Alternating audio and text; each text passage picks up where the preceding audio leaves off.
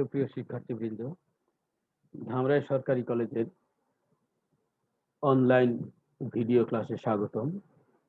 আমি মোহাম্মদ মহিদুর রহমান, সহযোগী অধ্যাপক, মৃত্তিকা বিজ্ঞান।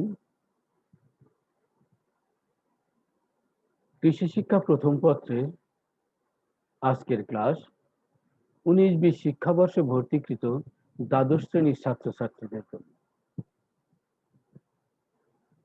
সকল শাখার জন্য আজকের এই ক্লাস।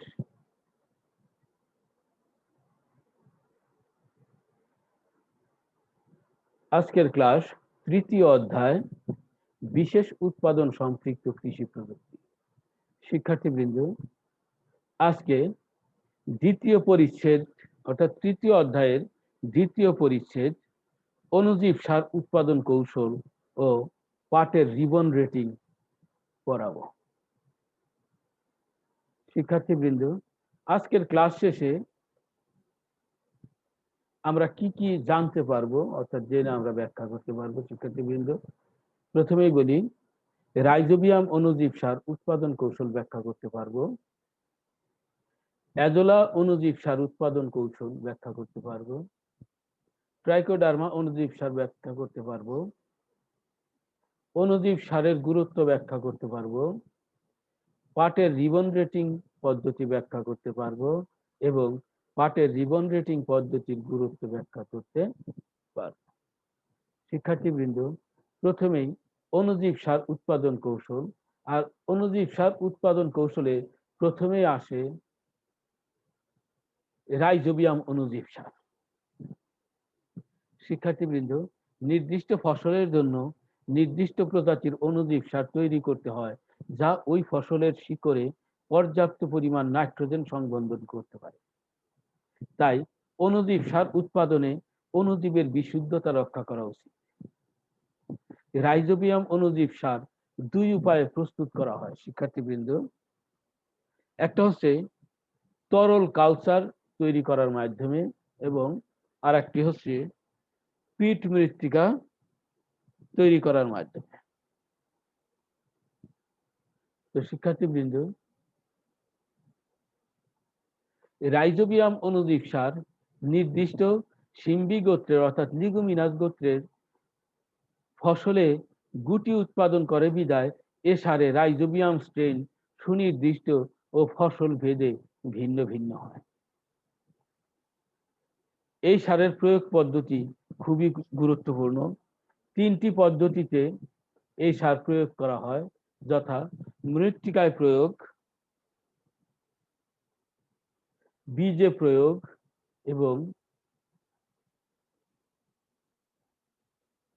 বীজ লেপন। শিক্ষার্থীবৃন্দ, প্রথমে যদি আমরা মৃত্তিকায় প্রয়োগ আমরা ব্যাখ্যা করি, এ পদ্ধতি অণুজীব সার মৃত্তিকায় সরাসরি প্রয়োগ করা হয়, অর্থাৎ মৃত্তিকায় সরাসরি প্রয়োগ করা হয়। অণুজীব সার আবিষ্কারের প্রথম দিকে অর্থাৎ 1896 সালে মৃত্তিকায় সরাসরি প্রয়োগ করা শুরু হয়। কিন্তু এভাবে প্রয়োগ করা হলে অণুজীব সার অনেক বেশি লাগে, অর্থাৎ অপচয় হয়। তাছাড়া সারের মূল্য বেশি হয় ও পরিবহন ক্ষেত্রে সমস্যার কারণে এ পদ্ধতির জনপ্রিয়তা এখন অনেকাংশেই কমে গেছে। শিক্ষার্থীবৃন্দ, এবারে আসি বীজে প্রয়োগ। বীজের মাধ্যমে বিভিন্ন রাইজোবিয়াম সার প্রয়োগ করা হয়, যেমন গুটি বা পাউডার পদ্ধতি এবং ছিটানো পদ্ধতি। শিক্ষার্থীবৃন্দ, বেশ কম পরিমাণ অণুজীব সারে বেশি উপযোগিতা থাকায় এবং প্রতি প্যাকেটে সারের মূল্য ও পরিবহন ব্যয় বেশ কম হয় বীজে প্রয়োগ পদ্ধতি সর্বত্র জনপ্রিয় হয়ে উঠেছে। এতে অল্প পরিমাণ অণুজীব সার অধিক সংখ্যক বীজের সাথে মেশানো যায় বিদায় খুবই কম খরচ হয়। বীজের মাধ্যমে বিভিন্নভাবে অণুজীব সার প্রয়োগ করা। শিক্ষার্থীবৃন্দ, আগে বলছি গুটি বা পাউডার পদ্ধতি এবং ছিটানো পদ্ধতি। প্রথমেই যদি বলি গুটি পদ্ধতি, এ পদ্ধতিতে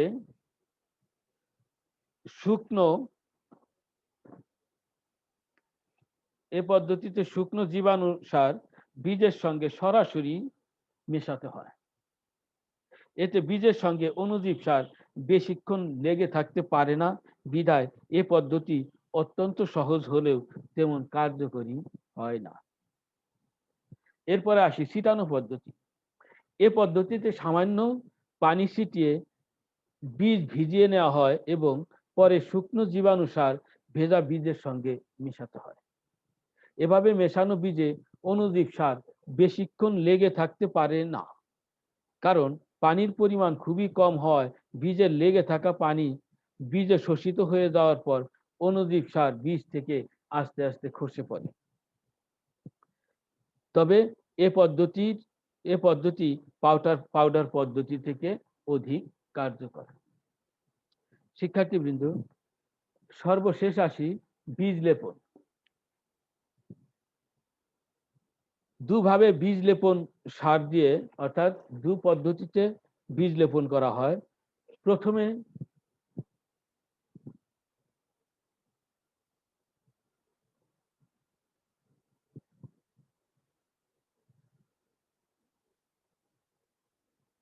দুভাবে বীজ অণুজীব সার দিয়ে বীজ লেপন করা হয়। প্রথমে আঠালো বস্তু যেমন চিটাগুড়, ভাতের মাড় প্রভৃতির সাথে অণুজীব সার মিশিয়ে নিয়ে তারপর পরিমাণ মতো বীজ উক্ত আঠালো দ্রবণে মেশাতে হয়।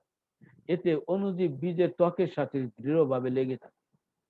আঠালো পদার্থের পরিমাণ বেশি হলে বীজ ছায়ায় রেখে সামান্য শুকিয়ে ঝরঝরে করে তারপর জমিতে বপন করতে হয়। অণুজীব মেশানো বীজ রোদে শুকানো উচিত নয়, কারণ এতে অণুজীব সার অধিক তাপমাত্রার কারণে মারা যায়। এভাবে মেশানো অণুজীব আচ্ছাদিত বীজে চুন ও ফসফরাস জাতীয় সারের আরো একটি প্রলেপ দিলে অণুজীব সারের কার্যকারিতা বৃদ্ধি পায়। এবং দ্বিতীয় পদ্ধতিতে প্রথমে বীজ চিটাগুড়ের সাথে মেশাতে হয় এবং পরে অণুজীব সার চিটাগুড় মিশ্রিত লাল বীজে মেশানো হয়। এ পদ্ধতিটি খুবই সহজ ও সুবিধাজনক, তাই এটি বহুলভাবে ব্যবহৃত হয়। শিক্ষার্থীবৃন্দ, 1 কেজি মসুর বীজের সাথে রাইজোবিয়াম অণুজীব সার কিভাবে আমরা ব্যবহার করতে পারি তার একটা পরীক্ষণ আমরা এখন করব। শিক্ষার্থীবৃন্দ, প্রথমেই হচ্ছে এই পদ্ধতির, অর্থাৎ 1 কেজি মসুর বীজের সাথে রাইজোবিয়াম অণুজীব সার কিভাবে মিশাবো বা কি কি উপকরণ লাগবে। প্রথমেই হচ্ছে প্রয়োজনীয় উপকরণ। প্রয়োজনীয় উপকরণের মধ্যে আছে সুস্থ, সতেজ ও শুকনো 1 কেজি বীজ, চিটাগুড় 20 থেকে 50 গ্রাম, অণুজীব সার 20 থেকে 50 গ্রাম, পলিথিন ব্যাগ বা গামলা বা ছোট বালতি একটি এবং রোদহীন ছায়াময় পরিবেশ। এ গেল প্রয়োজনীয় উপকরণ। শিক্ষার্থীবৃন্দ, এবার আসি ব্যবহার পদ্ধতি। পরিষ্কার, জীবাণুমুক্ত ও রাসায়নিক দ্রব্যমুক্ত একটি বালতি, গামলা বা পলিথিন ব্যাগে 1 কেজি বীজ নিয়ে তাতে 50 গ্রাম পরিমাণ চিটাগুড় মিশিয়ে নিতে হবে। চিটাগুড়ের অভাবে, অর্থাৎ চিটাগুড় যদি না পাওয়া যায়, তাহলে ভাতের মাড়, গাম অ্যারাবিক অথবা গাম একাশিয়া, এমনকি শুধুমাত্র পরিষ্কার পানীয় ব্যবহার করা যেতে পারে।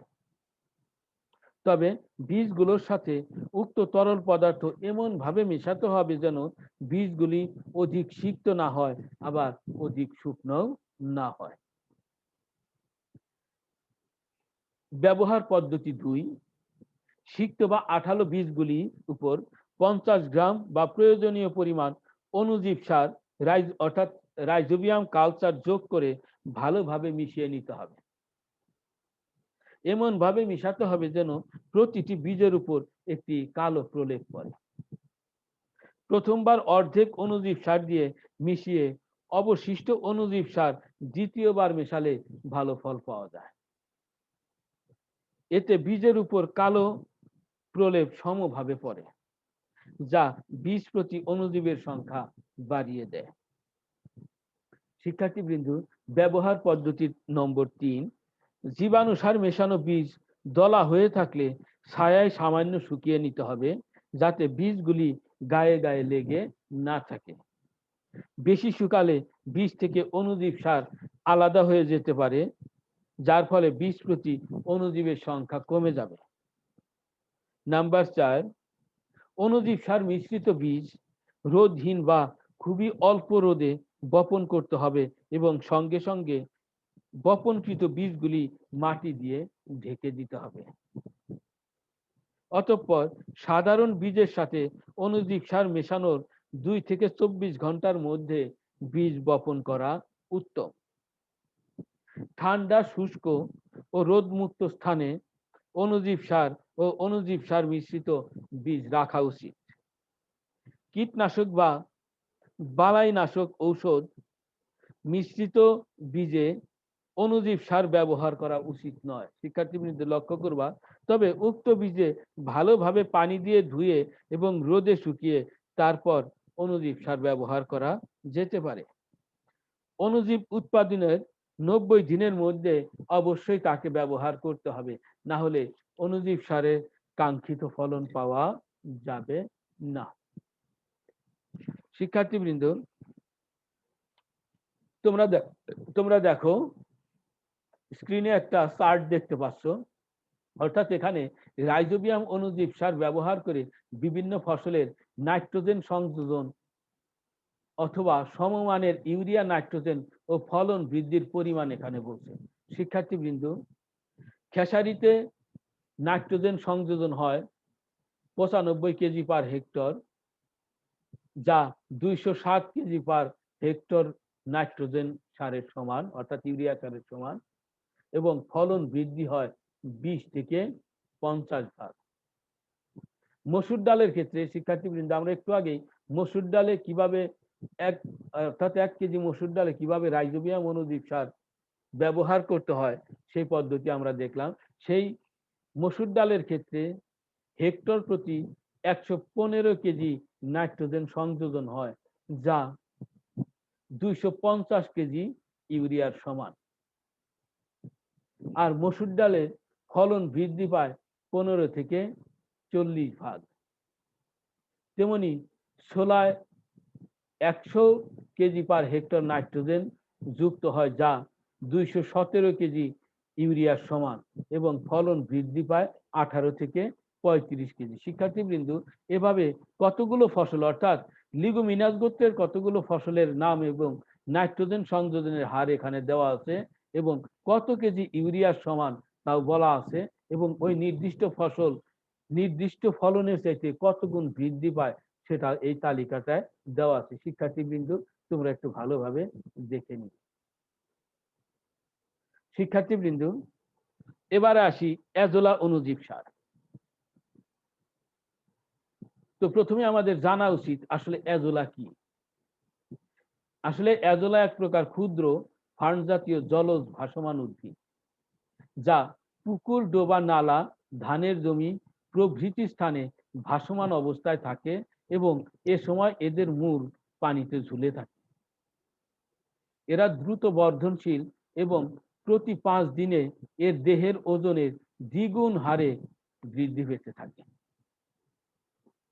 এই এজোলা উদ্ভিদ অ্যানাভেনা নামক নীলাভ সবুজ শৈবালের সাথে মিথজীবিতার মাধ্যমে বায়ুমণ্ডলের মুক্ত নাইট্রোজেন মৃত্তিকায় সংবন্ধন করতে পারে, অর্থাৎ নিজের মূলের সাথে সহাবস্থানের মাধ্যমে সংবন্ধন করতে পারে। এই এজোলা মাটিতে প্রয়োগ করার পর দ্রুত বিয়োজিত হয়ে এর দেহস্থিত নাইট্রোজেন মাটিতে মুক্ত হয়। শিক্ষার্থীবৃন্দ, এই এজোলা সার কিভাবে তৈরি করা হয়, অর্থাৎ এর চাষ পদ্ধতিটা কি? অতি ঠান্ডা কিংবা অতি গরম আবহাওয়ায় এজোলা জন্মাতে পারে না। বাংলাদেশে বৈশাখ থেকে আশ্বিন মাস পর্যন্ত এই এজোলা চাষ করার উপযুক্ত সময়। যে জমিতে ধান চাষ করা হবে এমন জমি এজোলা চাষের জন্য নির্বাচন করা প্রয়োজন। তাই সে জমিতে কিভাবে এজোলা চাষ করতে হয় তা পদ্ধতিটা আমরা একটু পড়ব। শিক্ষার্থীবৃন্দ, প্রথমে 5 বা 6 সেন্টিমিটার পানি দাঁড়ানো এক খণ্ড জমি নির্বাচন করে ভালোভাবে চাষ ও মই দিয়ে সমান 8টি প্লটে ভাগ করতে হবে। শিক্ষার্থীবৃন্দ লক্ষ্য রাখতে হবে ভালোভাবে চাষ ও মই দিয়ে ওই জমিটাকে 8টা ভাগে ভাগ করতে হবে। উক্ত জমির 2 কোণায় 2টি প্লটে প্রতি বর্গ মিটার জমিতে 500 থেকে 800 গ্রাম হিসাবে তাজা এজোলা ছেড়ে দিতে হবে। অর্থাৎ পানি দাঁড়ানো অবস্থায় 500 থেকে 800 গ্রাম এজোলা ছেড়ে দিতে হবে। এজোলা ছাড়ার আগে প্রতি বর্গ মিটার জমিতে 2 গ্রাম কার্বোফোরান 5G প্রয়োগ করতে হবে। এজোলা ছাড়ার পর জমির পানি পরিষ্কার হলে প্রতি বর্গ মিটার জমিতে 0.8 থেকে 1.6 গ্রাম টিএসপি সার পানিতে গুলে এজোলার উপর প্রয়োগ করতে হবে। এজোলা যথেষ্ট ঘন হলে পাশের জমিতে আবার আনুপাতিক হারে এজোলা ছেড়ে দিতে হবে এবং নির্দিষ্ট পদ্ধতিতে কার্বোফোরান এবং টিএসপি প্রয়োগ করতে হবে। অতঃপর 1 মাসের মধ্যে পুরো জমি অর্থাৎ যে জমিটাকে যে 8টা ভাগে ভাগ করা হয়েছিল 8টা ভাগই এজোলা দ্বারা পূর্ণ হয়ে যাবে। শিক্ষার্থীবৃন্দ এবারে আসি এজোলার সারের ব্যবহার। এজোলা সব ফসলের জন্য উপযোগী, যেহেতু এটা একটা জৈব সার, সুতরাং এটা একটা অণুজীব সার। অণুজীব সার এক ধরনের জৈব সার, সুতরাং সকল ফসলের জন্য এই এজোলা অণুজীব সার উপযোগী।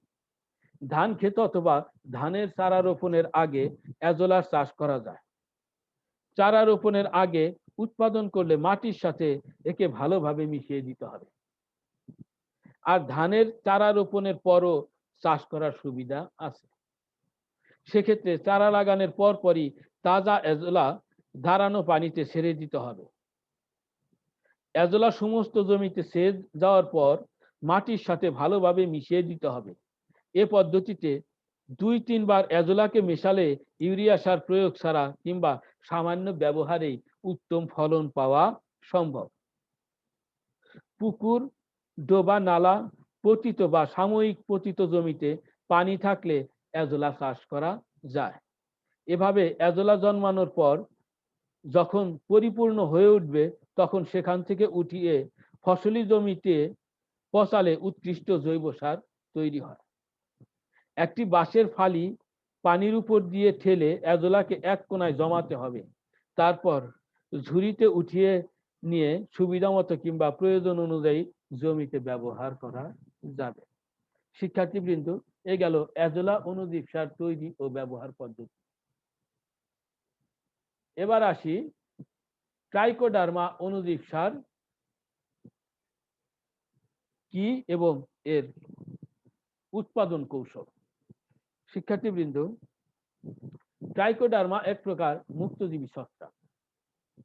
এদেরকে উদ্ভিদের শিকড়স্থ মাটি, পচা আবর্জনা, কম্পোস্ট ইত্যাদিতে প্রচুর পরিমাণে পাওয়া যায়।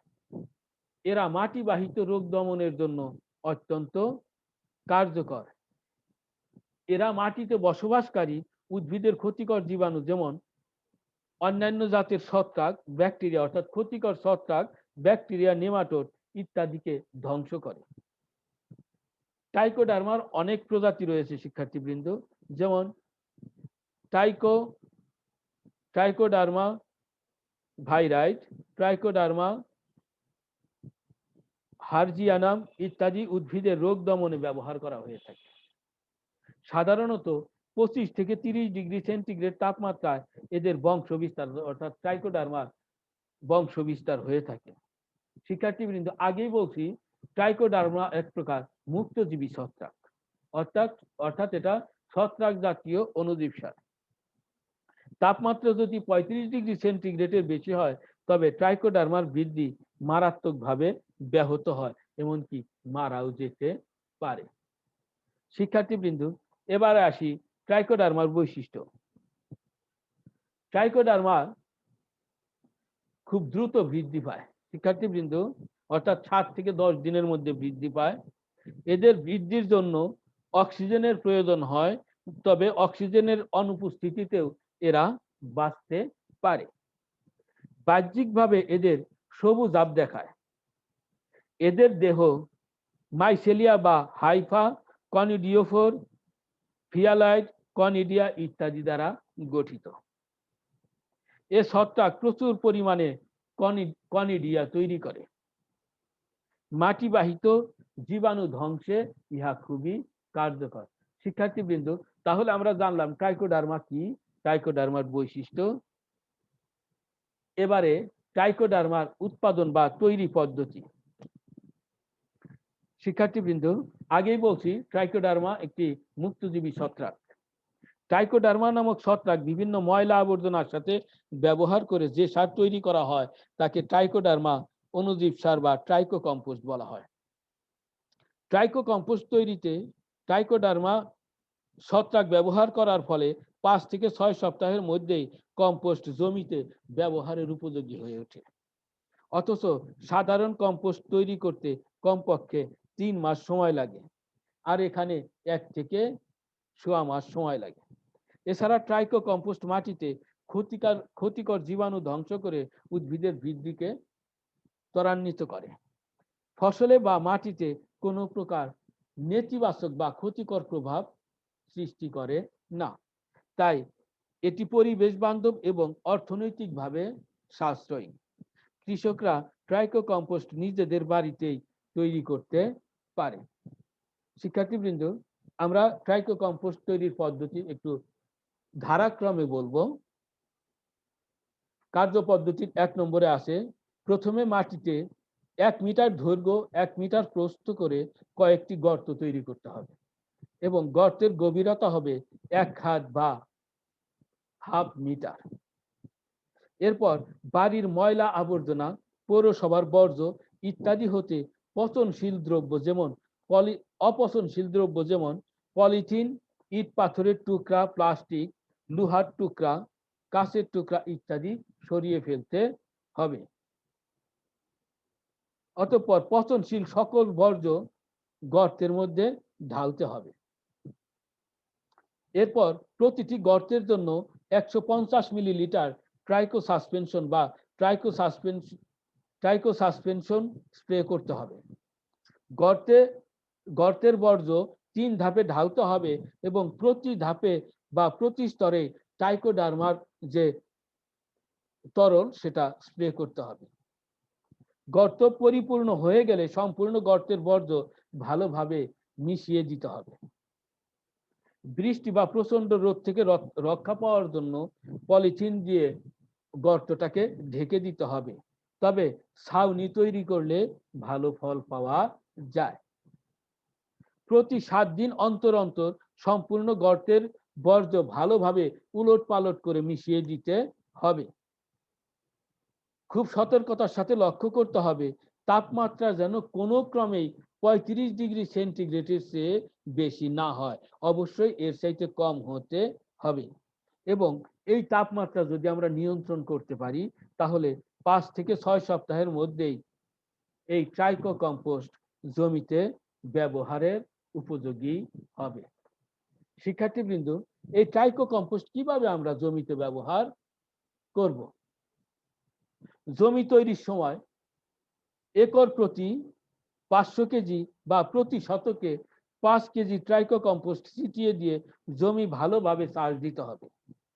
ট্রাইকো কম্পোস্ট ব্যবহারের 7 দিন পর বীজ বপন বা চারা লাগালে ভালো ফল পাওয়া যাবে। শিক্ষার্থীবৃন্দ, 3 ধরনের অণুজীব সার আমরা উৎপাদন কৌশল আমরা পড়লাম। একটা হচ্ছে রাইজোবিয়াম অণুজীব সার, দ্বিতীয়ত অ্যাজোলা অণুজীব সার এবং তৃতীয়ত ট্রাইকোডার্মা অণুজীব সার। শিক্ষার্থীবৃন্দ, এই যে অণুজীব সার পড়লাম, এই অণুজীব সার এর কৃষিতে এর গুরুত্ব আছে কি নাই? অবশ্যই গুরুত্ব আছে। যদি গুরুত্ব না থাকতো তাহলে আমরা এই 3 ধরনের অণুজীব সার উৎপাদন কৌশল পড়তাম না। শিক্ষার্থীবৃন্দ, অণুজীব সারের গুরুত্বগুলো আমরা একটু পড়ি। পৃথিবীর ক্রমবর্ধমান সারের চাহিদা মেটাতে অণুজীব সার গুরুত্বপূর্ণ ভূমিকা পালন করে। বিশ্বে মোট নাইট্রোজেনের অর্ধেকেরও বেশি অণুজৈবিক প্রক্রিয়ায় সংগৃহীত হচ্ছে বলে অণুজীব সারের গুরুত্ব খুবই বেশি। উন্নয়নশীল ও কম খনিজ সম্পদ সম্পন্ন দেশের জন্য অণুজীব সার খুবই সম্ভাবনাময় একটি শিল্প। ডাল ও তেল জাতীয় ফসল, বিশেষ করে লিগুমিনাস গোত্রের উদ্ভিদ যেমন মসুর, ছোলা, মুগ, বরবটি, চীনাবাদাম, সয়াবিন, মাসকলাই, ধইঞ্চা ইত্যাদির নাইট্রোজেনের চাহিদা পূরণে অণুজীব সার বিশেষ অবদান রাখে। অণুজীব সার সয়াবিনে 75 থেকে 100% এবং অন্যান্য ফসলে 20 থেকে 45% পর্যন্ত ফলন বৃদ্ধি করে।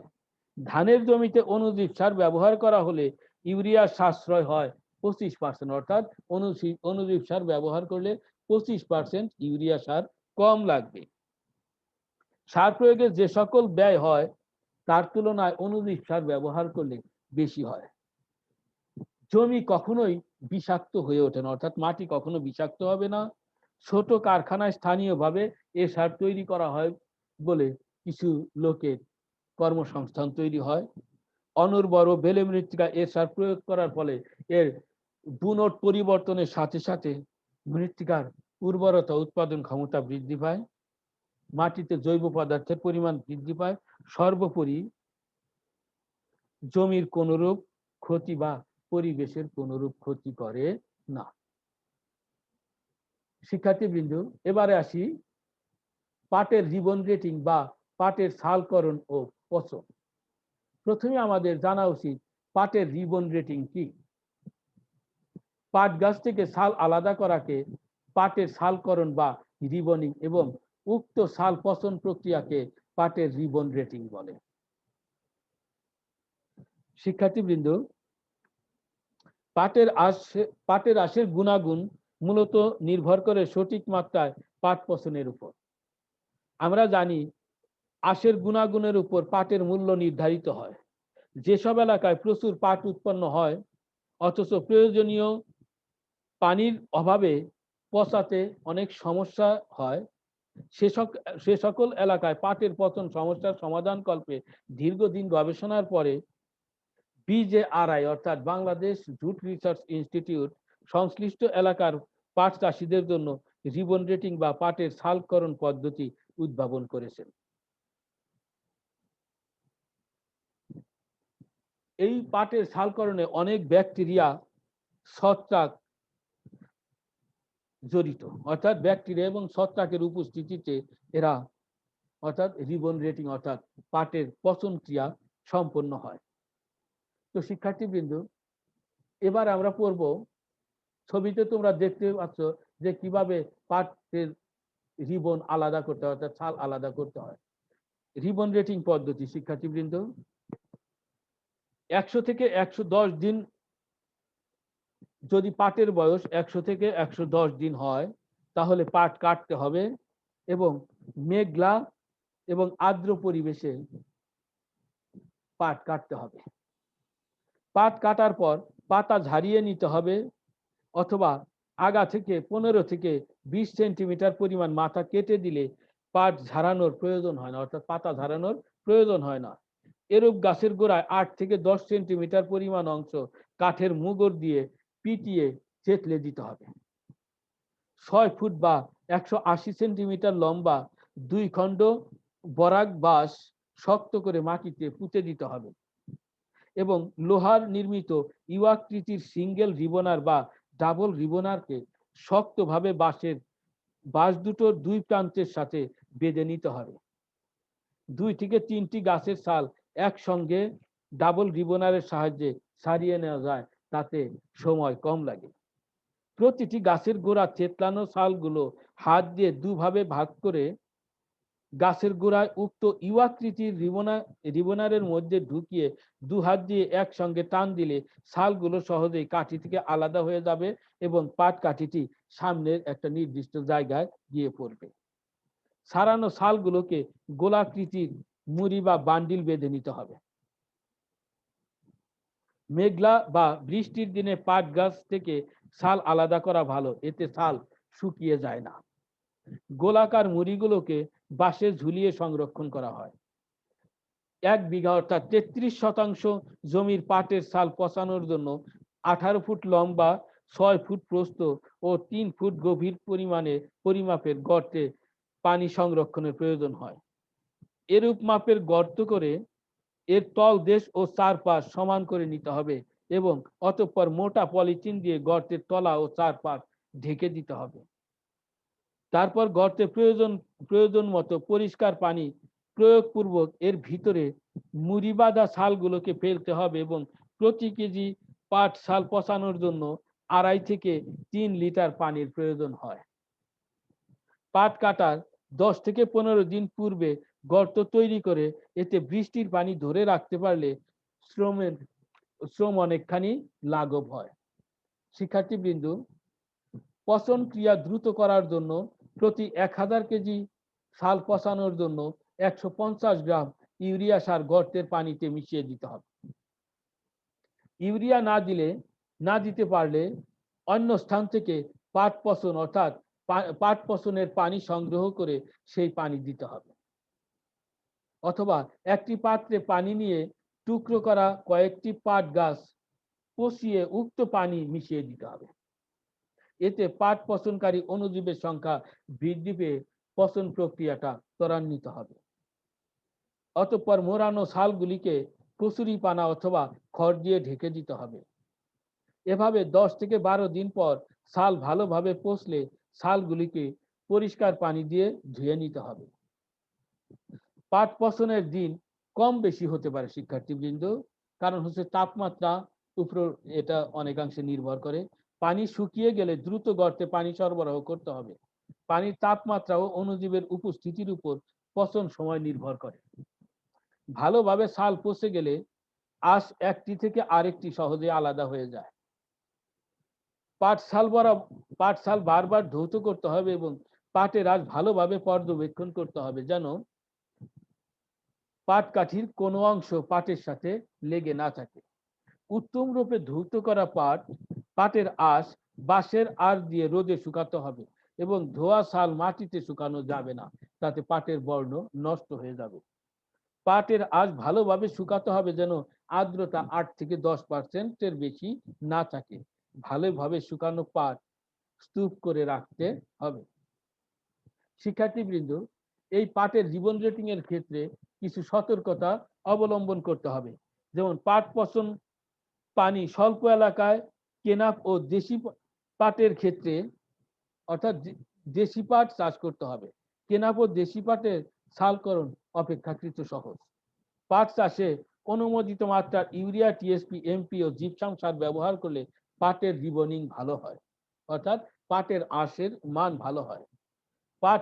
পাট ক্ষেতে রস না থাকলে পাট কর্তন ও রিবনিং করার অন্তত 1 দিন পূর্বে জমিতে হালকা সেচ দিতে হবে।